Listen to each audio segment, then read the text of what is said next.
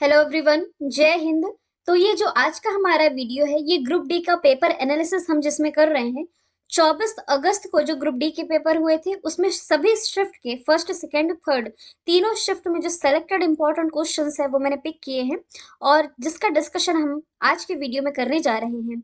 Group D में बहुत basic basic प्रश्न पूछे जा रहे हैं, बिल्कुल भी टफ क्वेश्चन नहीं है। तो इसके लिए आप कंफ्यूज ना हो। जैसे कि नदियों से संबंधित प्रश्न पूछे जा रहे हैं, गंगा नदी से रिलेटेड प्रश्न पूछा गया था। फिर आपका एक पेरियार लेक जो कि कहाँ से, केरल से संबंधित है, ये पूछा गया। फिर 24 तारीख वाले पेपर में ब्रह्मपुत्र नदी से प्रश्न पूछा गया कि हिमालय के सबसे पूर्वी भाग से कौन सी नदी निकलती है। तो ये ब्रह्मपुत्र नदी ही निकलती है। तिब्बत, ये जो नदी है, ये तिब्बत, बांग्लादेश और भारत से होकर के बहती है। मतलब कि तिब्बत के जो मानसरोवर झील है ना, मानसरोवर झील के पास से इसका उद्गम होता है, जहां से इसे सांगपो कहा जाता है। फिर भारत में प्रवेश करती है, जैसे कि ये वाला जो क्षेत्र है भारत का, पूर्वी भारत का, यहाँ असम जैसे क्षेत्र से प्रवेश करती है, तब भारत में तो इसे ब्रह्मपुत्र ही कहते हैं। जब ये नदी ना बांग्लादेश में प्रवेश कर जाती है, तो बांग्लादेश में प्रवेश करने के बाद यही जो ब्रह्मपुत्र नदी है, इसे क्या कहा जाता है? इसे कहा जाता है जमुना नदी। जैसे कि मैंने आप लोगों को पहले भी बताया है कि भारत की जो सबसे लंबी नदी गंगा नदी, जब ये बांग्लादेश में प्रवेश करती है तब इसे पद्मा कहा जाता है। वैसे ही जब ब्रह्मपुत्र नदी बांग्लादेश में प्रवेश करती तब उसे वहां जमुना कहा जाता है। ठीक है। और फिर गंगा और ब्रह्मपुत्र दोनों नदियां बांग्लादेश में क्या कहलाई? पद्मा और जमुना। तो पद्मा और जमुना दोनों मिलकर के क्या बनाती है? मेघना। मैं यहाँ भी लिख भी देती हूँ, पद्मा और जमुना दोनों मिलकर के क्या बनाई?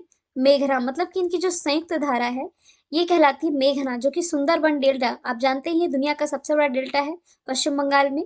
तो सुंदरबन डेल्टा का निर्माण करते हुए ये बंगाल की खाड़ी में जाकर के गिर जाती है। ठीक है। पतंजलि ने किस बैंक के साथ 122 करोड़ का क्रेडिट कार्ड से संबंधित समझौता किया है?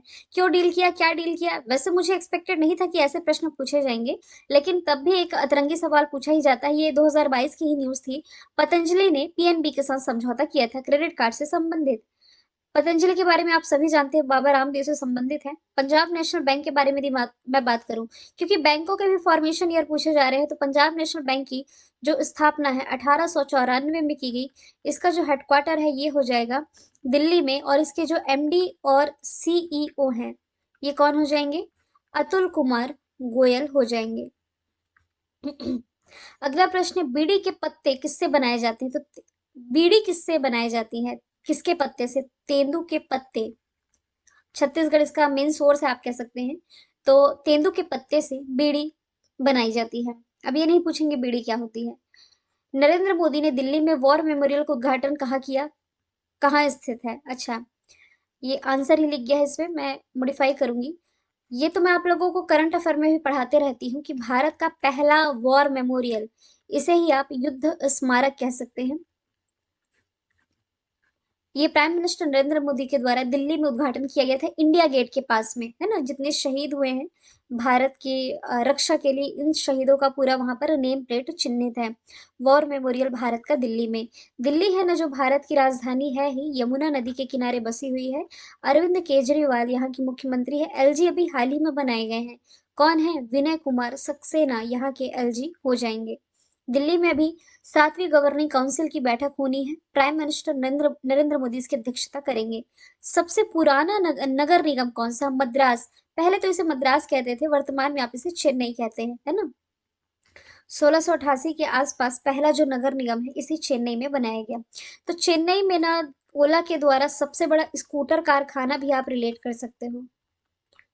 स्कूटर कारखाना चेन्नई में। सामान्य मनुष्य का ब्लड प्रेशर, रक्तचाप, ये 120/80 होता है। एकदम बेसिक प्रश्न है भाई। भोपाल गैस त्रासदी जिसमें मिथाइल साइनाइड गैस का लीक हुआ, ये घटना कब की है? आ, 1 2 दिसंबर, 1 और 2 दिसंबर 1984 में ये घटना हुई थी। कहाँ हुई थी? मध्य प्रदेश की राजधानी भोपाल में। और इससे मोस्टली यही प्रश्न पूछा जाता है कि इसमें किस गैस का रिसाव हुआ था? तो मेथाइल एसोसाइनाइड गैस का रिसाव हुआ था। ठीक है। अच्छा, रक्त से संबंधित कुछ स्टैटिक फैक्ट मैं आप लोगों को बताना चाह रही थी कि अब पूछा जाए तो आप इसमें याद रखें कि जो बीपी मापने के लिए जो उपकरण प्रयोग किया जाता है इसे क्या कहा जाता है? स्फिग्नोमीटर, स्फिग्नो स्फिग्मोमैनोमीटर, ये इसका नाम है जिसका प्रयोग किया जाता है। और रक्त दाब का नियंत्रण कौन करता है? तो ये ना आपका एड्रिनल ग्लैंड, यानी कि आप इसे अधिवक्र ग्रंथि कह सकते हैं, ये इसे कंट्रोल करता है। और जैसे कि रक्त का रुकाव, यदि चोट लग जाए कहीं और रक्त बहना कब नहीं रुकता, तो वो हीमोफीलिया वाला रोग होता है। और हाँ, एक और कॉमन क्वेश्चन है कि रक्त में कौन सी धातु पाई जाती है? कौन सी धातु पाई जाती है? लोहा। ठीक है। Red blood cells, white blood cells आप लोगों को मालूम ही होगा। लाल रक्त कणिकाओं का जीवन काल 100 से 120 दिन होता है। व्हाइट ब्लड सेल्स का 2 से 4 दिन का ही होता है, बहुत ज्यादा दिन का नहीं होता। जो ब्लड ग्रुप है इसकी खोज लैंड स्टेनर ने की थी। और रक्त के थक्के का जमने का कारण क्या होता है? किसके कारण जमता है? तो ये थ्रोम्बिन के कारण जमता है। ठीक है।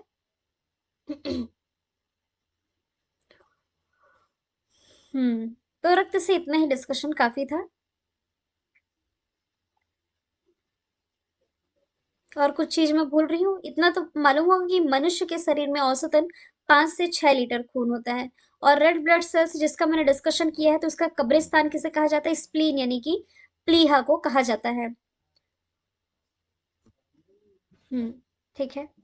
अगला प्रश्न, ये भोपाल गैस त्रासदी वाला हो गया। सबसे पुराना वेद, अब वेद से प्रश्न पूछे गए थे। देखो, 4 प्रमुख वेद आप लोगों ने पढ़े होंगे। ऋग्वेद, ऋग्वेद में, ऋग्वेद से ही सवाल है कि सबसे पुराना वेद कौन सा है? तो ऋग्वेद सबसे पुराना वेद हो जाएगा। इसमें 10 मंडल है, 128 सूक्त हैं।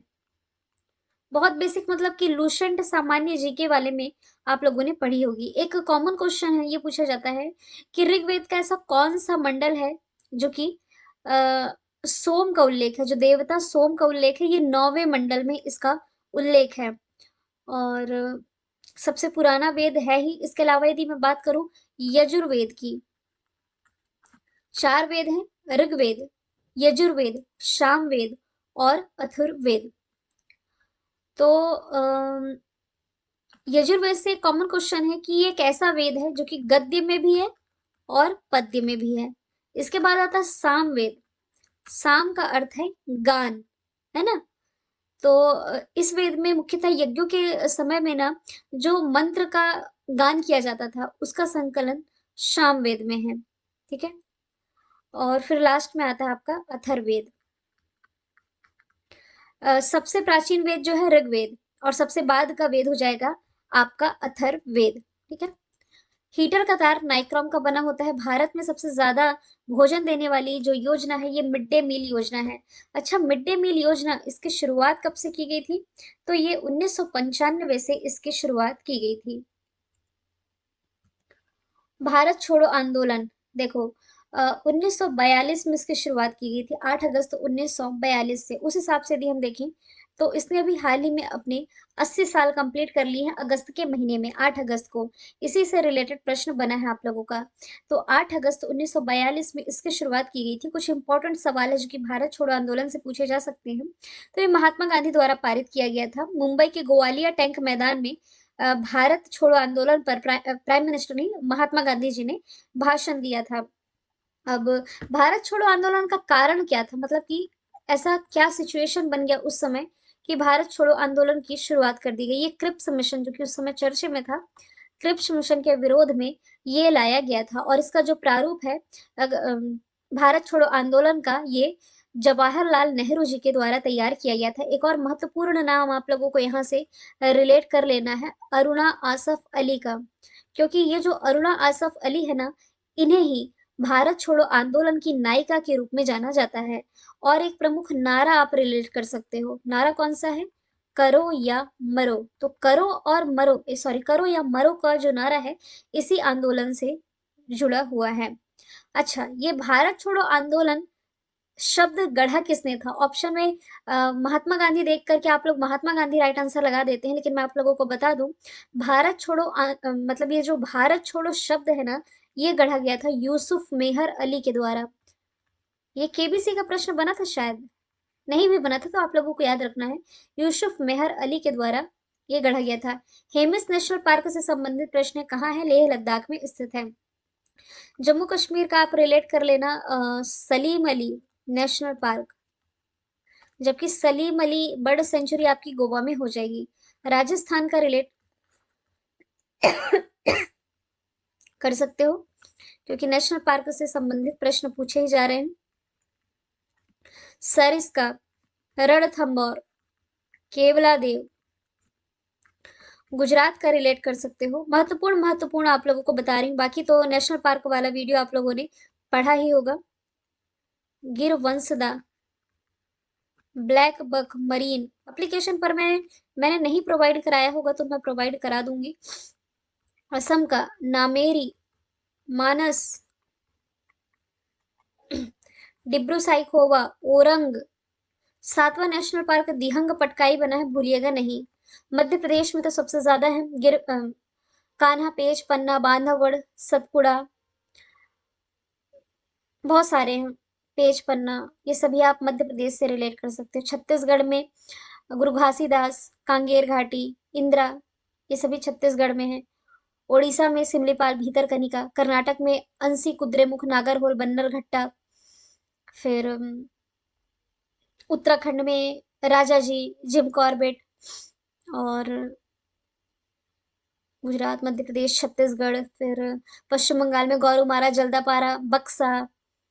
और गुजरात हो गया, राजस्थान हो गया। उत्तर प्रदेश में पीलीभीत टाइगर रिजर्व, अमनगढ़, ये सभी रिलेट किए जा सकते हैं।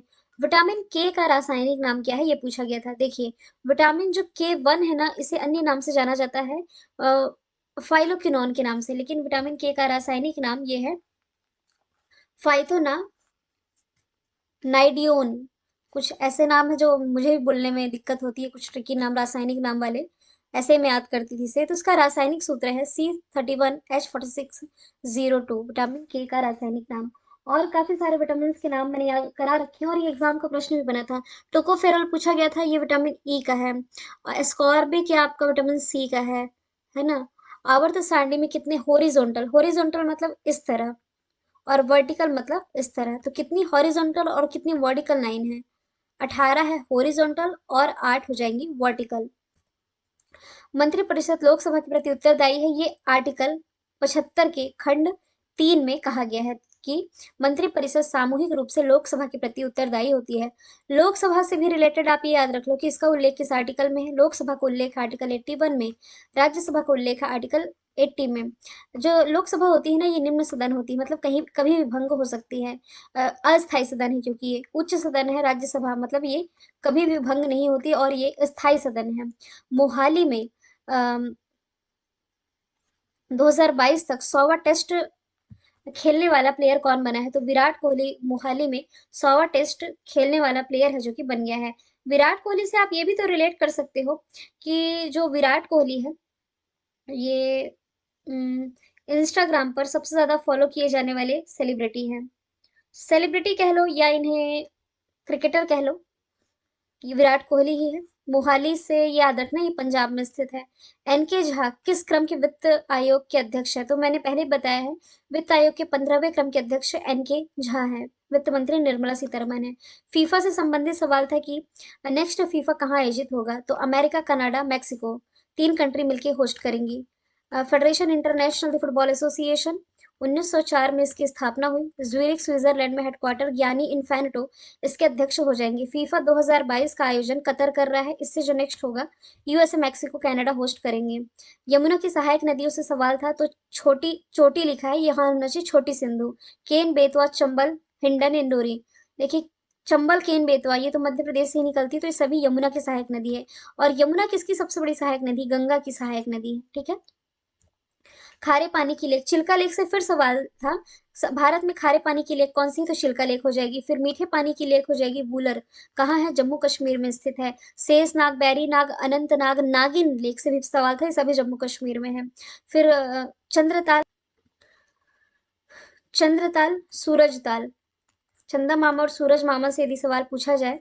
साथ ही एक Renuka lake, Renuka lake group D का सवाल बन चुका है, ये सभी हिमाचल प्रदेश में है।